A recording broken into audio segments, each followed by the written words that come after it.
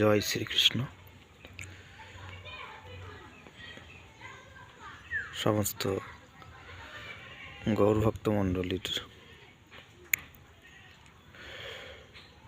রাতুল চরণে জানাই অনন্ত কোটি প্রণাম। আমরা এই পৃথিবীতে এই জীবজগতে আসি ভগবান শ্রীকৃষ্ণ আমাদের বিশ্বপিতা, তিনি জগৎ সংসার আমাদের পাঠান পিতামাতার, প্রকৃতির পিতামাতার মাধ্যমে। আর সেই পিতামাতাই হচ্ছে আমাদের প্রথম গুরু, এবং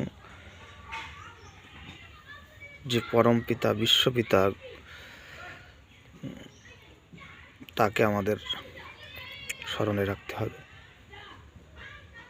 শ্রীমদ্ ভাগবত গীতা ভগবানের শ্রীকৃষ্ণের মুখশ্রিত বাণী।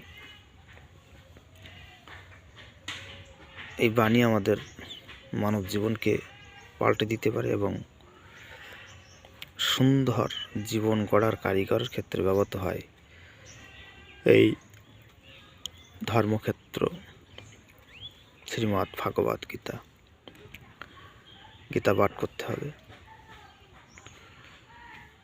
শুধু গীতা পাঠ করলে হবে না, গীতার মাহাত্ম্য বোঝার চেষ্টা করতে হবে, প্রত্যেকটা শ্লোকের মনে বোঝার চেষ্টা করতে হবে এবং প্রত্যেক দিন হরিনাম সংকীর্তন করতে হবে।